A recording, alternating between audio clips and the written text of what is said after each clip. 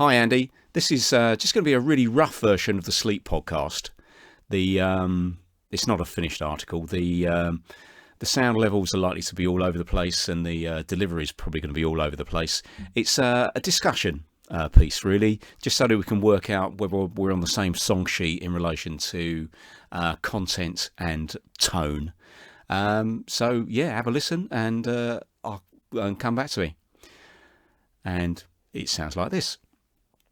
Hello, it's Darren Moor again, retired police sergeant and writer on police health, and welcome to another in our podcasts produced in collaboration with South Wales Police, where we offer advice to the partners and families of police officers, and especially new police officers. In this podcast, we're going to talk about that thorny subject of sleeping around shifts, and how, if you can help your police officer get the sleep they need, it will keep them healthier, and your life as a family happier. You see, I don't think any officer understands before joining the service just how tiring working 24/7 shifts can be until they experience it for themselves. How ratty it can make you, how it can cloud your judgment and zonk you out. Whether you're working earlies, lates or nights, there's that quick build-up of tiredness. You become woolly-headed and find yourself doing the most bizarre things. I've had moments where I've mistaken a stapler for my computer mouse and then shouted at the computer because the cursor wouldn't move around the screen. Another time, I tried answering my radio by talking into the handle of my coffee cup. Tiredness has you doing these odd things all the time. You also forget what people have told you, or don't seem to take in what they're saying, but then find yourself getting really moody and ill-tempered with them when they do try to remind you of something. And you start feeling a bit sorry for yourself. It can be pitiful, really. And you're also more prone to silly accidents. And while this is all rather unfortunate, a real big issue with long-term tiredness is that it can make you more susceptible to some serious health issues, like obesity, in that we tend to eat more when tired, and especially rubbish foods. Diabetes, particularly type 2, with all its risks of nerve damage, blindness, sores, infections and the rest of it. Heart disease and hypertension. And also a horrible condition called shift work sleep disorder. That's where you constantly feel tired, have lower mental dexterity, again are more likely to suffer accidents, and are pretty irritable. But then, just for fun, find it hard to sleep even when you do get the chance. You're also at increased risk of problems with your immune system, anxiety and depression, and problems with fertility and general lower libidos. Well, that's unsurprising because you're always tired, aren't you? It all sounds pretty grim, doesn't it? That's why that police officer of yours needs to take positive steps to get the sleep they need. And you can help them in a big way in that. And you can help them in a big way in doing that, and through doing so, might just save yourself a lot of aggravation and heartache into the bargain. But before we describe what you can do to help, let's just clarify what proper sleep looks like. How do we sleep? Well, as I'm sure you know, we as adults need something like 8 hours sleep in every 24 hours. We tend to sleep in cycles of between 90 and 120 minutes, each beginning with shallow sleep, which then descends into deeper unconsciousness, as this seems to be the most efficient way of regenerating our mind and body while defragging our memory and making sense of what it had experienced since the last time that we slept. It's a clever thing, sleep. Different stages in the sleep cycle benefit us in different ways. But in basic terms, the deeper our sleep during a cycle and the more cycles we get, the better for our health. We need to get that deep sleep. Unfortunately though, each of the cycles, earlys, lates and nights, each of the shifts, earlys, lates and nights, throw up their own challenges for police officers in doing this. But trying to sleep during the day after nights tends to be the biggest issue, so let's talk about that first and discuss how you can help. I'm going to suggest a range of things the officers that could do, especially if you put the idea in their head and encourage them. They don't have to employ all these techniques, it's just that the more they do take on board, the more successful their sleep is likely to be. Oh, and I do appreciate in advance that you might listen to some of these ideas and think, crikey, there's no way that any of this is going to happen in our house on a school day morning. But have a listen anyway. You may be able to work them in.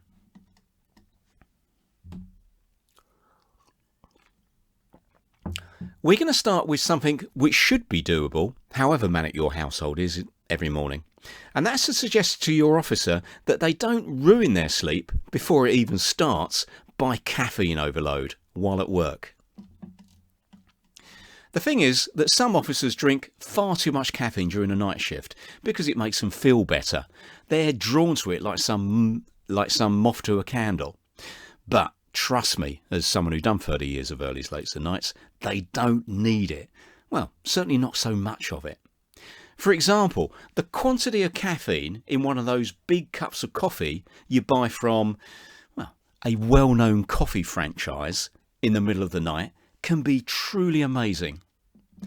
A 20-ounce cup might contain more caffeine than the NHS recommends you drink and in an entire day. It'll keep you sharp at work, okay, but if you still have that level of caffeine swishing around your system when you're trying to sleep later on at home, then you're likely to have some issues. I found it better only to drink tea on nights after midnight as opposed to coffee, and certainly not, heaven help us, any of those high caffeine drinks you buy in cans at petrol stations. Tea, I found, contains just enough caffeine to keep you ticking over in the small hours without ruining your sleep later on. The problem is, too much caffeine on nights creates a vicious circle of wrecking your sleep when you get home, so making you caffeine overload the following night, which wrecks your sleep again. It's horrible. Similarly, suggest that they avoid foods during the shift which may also affect their sleep later. Chocolate and other sugary stuff being the obvious culprits because of the amount of stimulants, including that caffeine again, that they contain. The simpler the diet, the better. Plenty of protein to keep them alert during the shift because protein tends to keep us alert on nights. But cutting out sugars, stimulants and general rubbish is always a good idea. Now let's think about things on the home front. Lesson 1 in the big book of good sleeping is that the cooler and darker our environment, the more likely we are to stay asleep. There's a simple reason for this. We, as humans, have been on the planet for around 2.5 million years, but it's only in the last 10,000 that we've stopped living and sleeping in caves. We're therefore hot-wired as a species to associate sleep with it being cold and dark. So the best chance for your sleep-working police officer to sleep well during the day is for that cave to be replicated. The bedroom needs to be as cold and dark as possible. So radiators off, curtains closed so there's no early morning sun turning the room into a greenhouse, and ideally blackout blinds fitted. You can buy a made to measure off your favourite auction site really cheaply these days. Failing that, just drape a thick blanket over the curtain frame, or even suggest that they wear an eye mask. In fact, wearing an eye mask is a good idea even with the blinds and stuff, because there's always some light sneaking into the room from under the door frame or around the side of the curtains. The next stage, once they get home, is to encourage them not to be in a frantic rush to get off to sleep, as this can be counterproductive.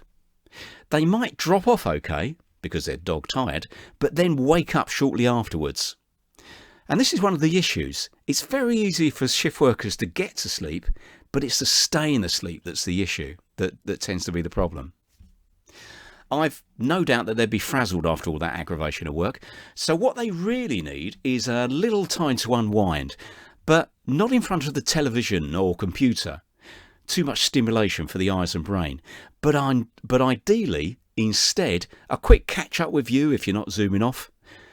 Because they're bound to have some policy story they want to entertain you with, so try and make time for it if possible.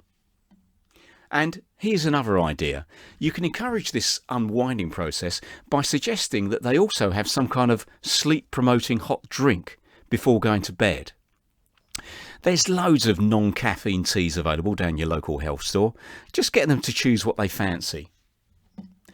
Hot drinks tend to encourage sleep naturally because it warms up the core of our belly.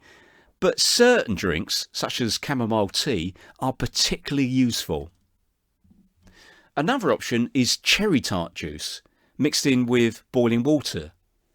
Cherries being crammed full of melatonin, which is great for inducing sleep, as is anything containing warm milk actually. A bit of food during this wind down period can also be useful, as it might stop them waking up feeling hungry after a few hours. But they need to choose the right food. Simple carbohydrates like cereal works really well.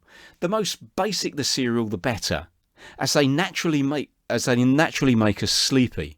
Why they're marketed as a breakfast food, I just can't imagine. If they have that basic cereal with hot milk, then again, that's even better. But they don't want to be eating anything protein-based, because proteins, as I said earlier, tends to keep us awake, not make us tired. Once fed and watered, get them to have a hot shower, which nicely washes away all that grime and aggravation from work, but also warms up the body and so makes us feel dozy. So, yeah. A nice hot shower before then laying on top of the bed, cooling off, while maybe reading a bit before sleep. The more boring the book, the better. Tiny writing, that's the idea. But again, no looking at phones or other electronic stuff. Far too stimulating. Your sleep guru would be horrified. If they follow these suggestions, I suspect they'll be drifting off into la la moo moo before they even know it. And then, as I said, getting off to sleep tends to be the easy bit in this game because they're so tired. It's that staying asleep thing that's the issue. So how could you help them out with that as well? Well, you've already arranged it so the bedroom is dark and cold. Oh, and that's another thing. Ditch that 200 tog duvet. They won't need that during the day because it's too warm. A thin duvet or even just a duvet cover might be better. And here's a few other ideas as well. Having a fan in the room is very useful. Not only does it keep the room cool, but that drone noise it makes masks all the other noises, or rackets, that might wake them up otherwise. Like your neighbour deciding to cut the grass, or the postie turning up trying to unload a parcel. White noise apps, the sound of the rainforest, that type of thing, played through a smart speaker are also great at drowning out disturbances. Earplugs might be useful, but I found them so uncomfortable when worn over time that they've actually woken me up. Although the squidgy silicone ones that you roll into shape between your fingers were not too bad. Between your finger and thumb were not too bad. There's also some health considerations, such as impacted earwax and infection associated with overuse of earplugs, but you could suggest that they try them and see how they get on. They could also avoid wakey uppy phone calls by disconnecting the landline in the bedroom and turning off their mobile phone, while instead having a daytime sleeping phone. Any old thing with a number that only you and the close family are aware of for dire get them out of bed emergencies. Some phones also have settings where you can temporarily block all but certain numbers, like yours, for when they're sleeping. Returning to the subject of postmen and other door knockers, then a good idea is to make up a laminated notice for them along the lines of, "Night worker asleep. Please don't press the doorbell unless you really have to." It may work, it may not, but at least your shift worker has an excuse for being grumpy if they do have to open the door. The final bit of the jigsaw when it comes to daytime sleeping is what I call the sleeping mindset. The thing is, however many of these suggestions they take on board, they're still likely to wake up because, as I said earlier, we sleep in those 2-hour cycles. And sleeping generally during the day is such an unnatural process that they're much more likely to come to the surface during the shallow part of the cycle. And then, when they do wake up, there's much more of a temptation to get up and get things done. You need to discourage them. You need to encourage them to work against this temptation. Have a frank, sit-down chat with them along the lines of, sleep's very important for your health, I want you to be properly rested, and what was that other thing? Oh yeah, you're really grumpy when you're tired, and I don't want to put up with you being miserable. Thanks very much. I say all these things lovingly. Suggest, when they go to bed, that they set an alarm for something reasonable, like 7 hours maybe. Well, 8 if they can manage it. And then they will stay in bed until that time. Even if it does involve laying awake for odd periods, waiting for their sleep to return. Ask them, if they woke up in the middle of the night, would they be getting up and doing the ironing or washing the car or whatever else seems terribly important at the time? Explain as well that even if they are laying there dozing, even if they are just laying there dozing, they're still getting much of the benefits of sleep anyway. It's not as good as deep sleep, of course, but it's much better for them than being up doing stuff that uses up energy and brain power. And something else to bear in mind, and something to bear in mind also, is that the reason that they might be feeling the need to get up early could be through some misguided attempts at helping you out. Looking after the kids maybe, doing their share of the chores and the rest of it. You see, many officers develop a mindset of, oh well, I might as well get up as I'm only having a rubbish sleep anyway, while failing to realise just how much of a grumpy pain they are by doing so. So, challenge this gently. Again, tell them how you want them to be properly rested, as that's the best for everyone. Because, as much as anything, you don't want them hanging around being tired and irritable. So go and get some sleep. But you need to be consistent with this technique, month after month, year after year.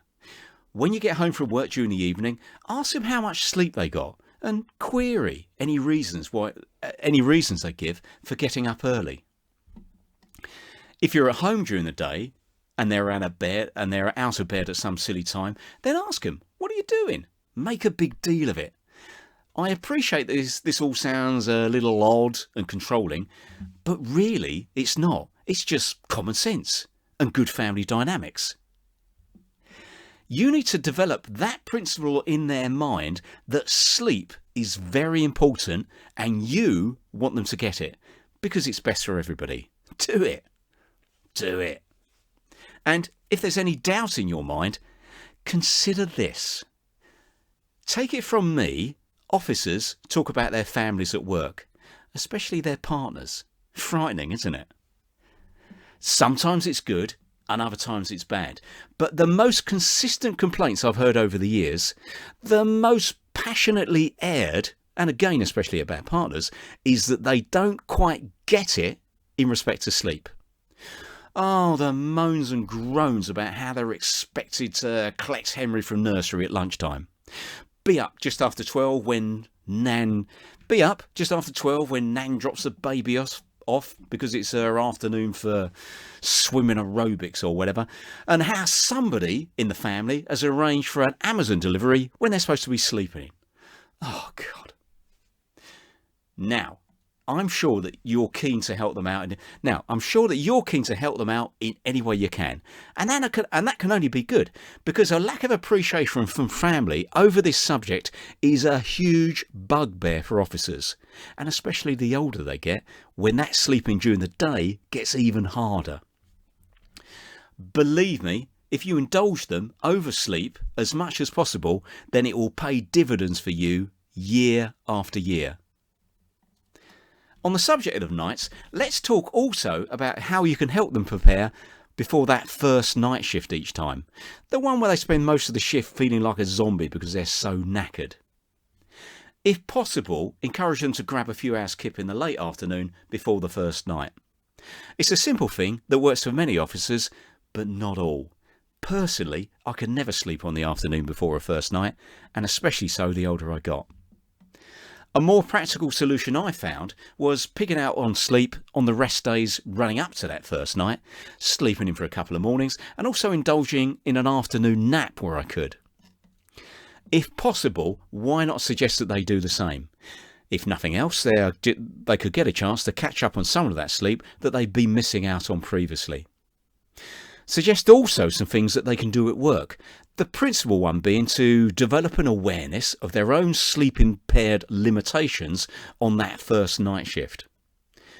When driving, for example, they should remember to take extra care to account for that tiredness that they might not even realise they're experiencing.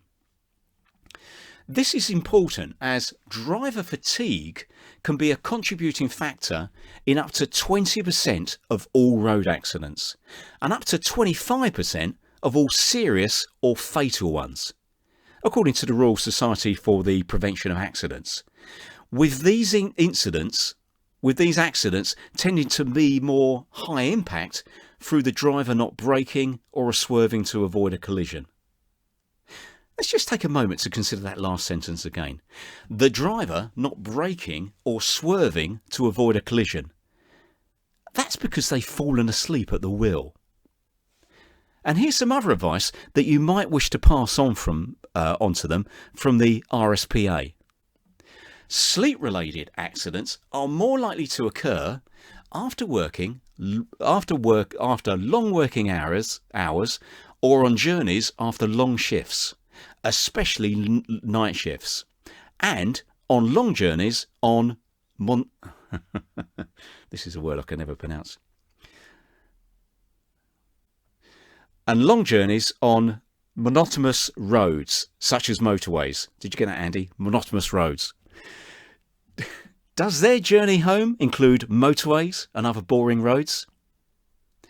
While at calls, they do well also to remember that their mood and judgment might be affected by a lack of sleep, and therefore their chances of doing or saying something daft or picking up a complaint are that much higher. Damn you, shift work.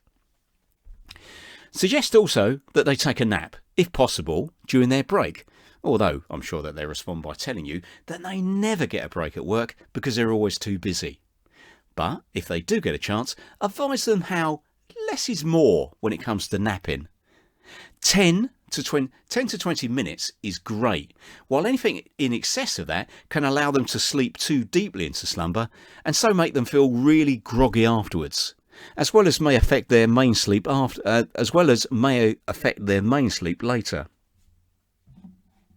Remind them how protein works better than carbs for night workers who want to stay alert. That's also how it's best for them to eat every couple of hours as opposed to having one big meal, as that keeps their energy levels high throughout the entire shift. Also, encourage them to stay hydrated. Lack of hydration can lead to a lot of grogginess on nights, so they should keep topping themselves up from that big bottle of water. Good hydration also stops our eyes from drying out and becoming scratchy. Anyway, although we've spoken a lot about nights, there are sleeping issues as well for the other two shifts. Sleeping before earlies, for example, and especially the first one, sometimes throws up a particular problem that non-shift workers might not be aware of. And it's an odd one for officers.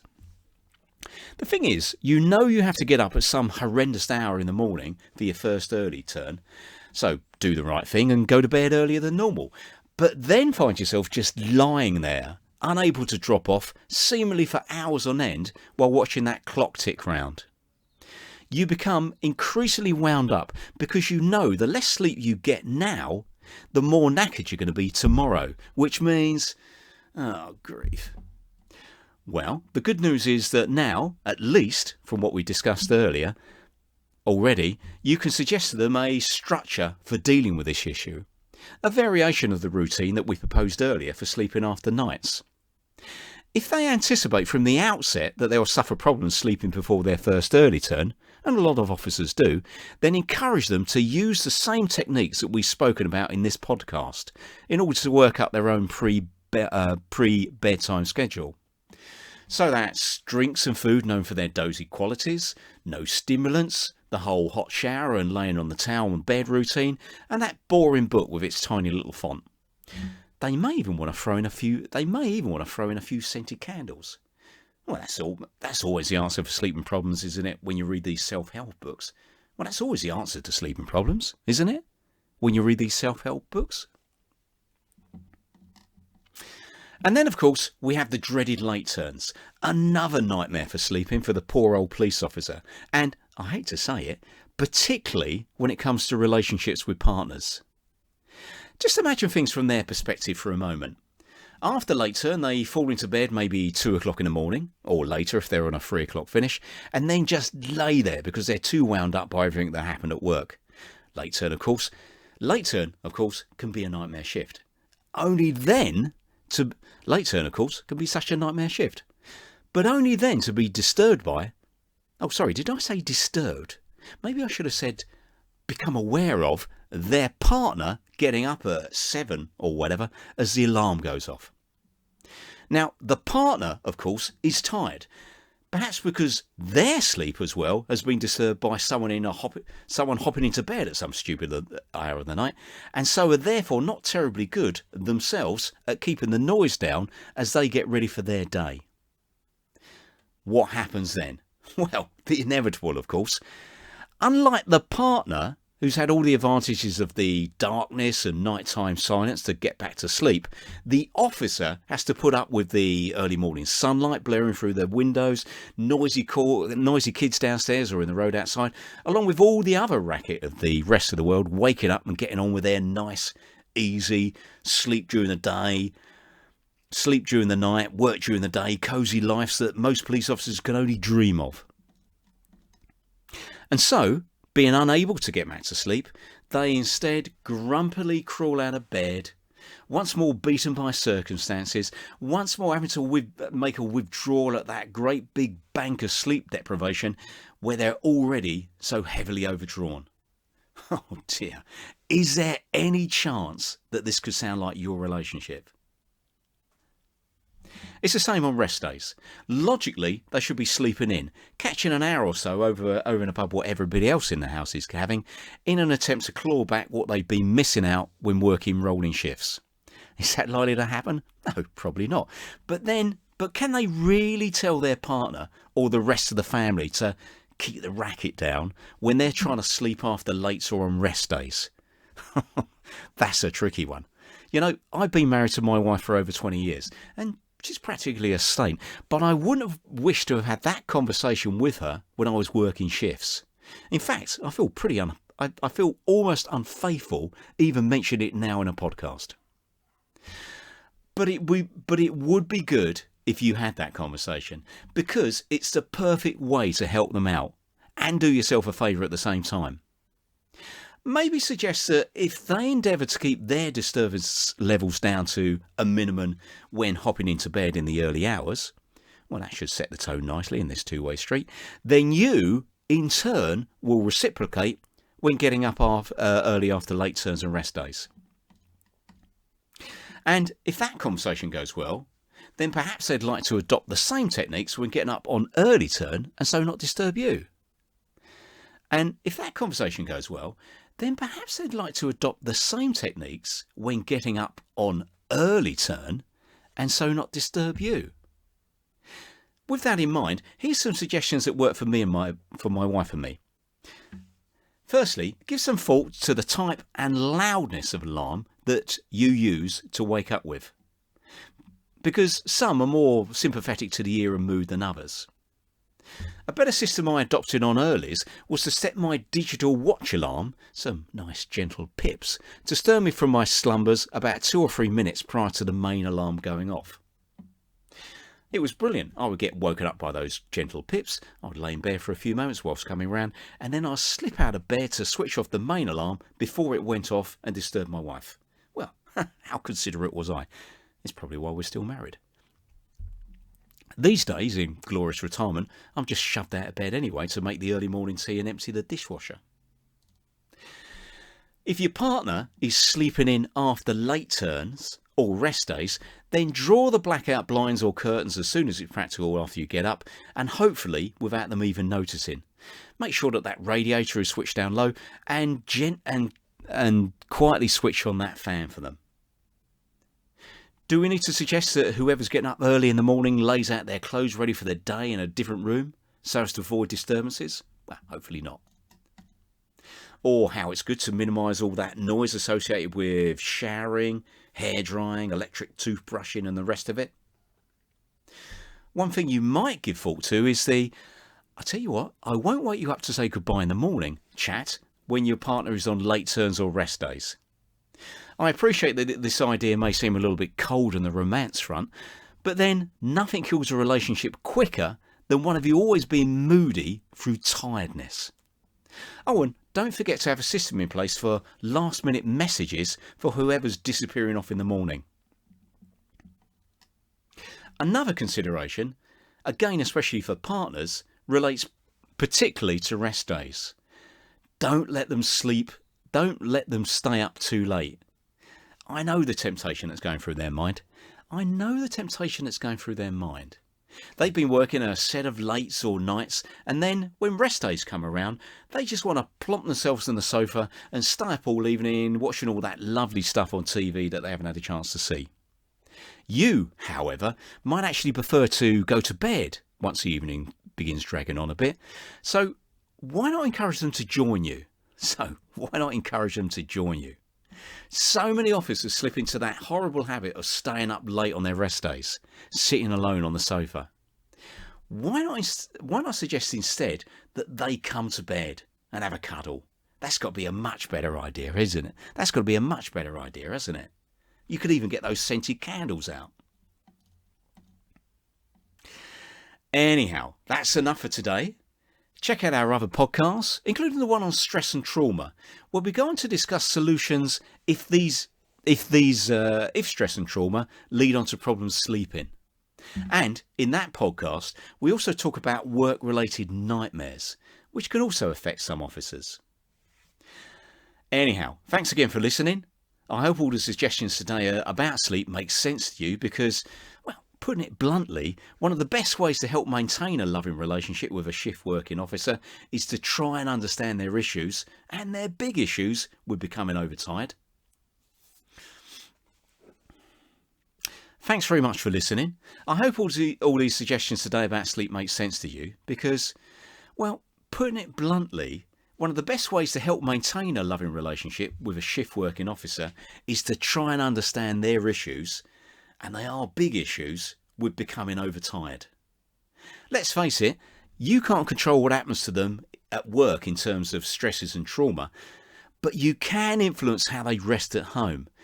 And if you do it successfully, that effort can save you an awful lot of heartache and needless arguments in the long term.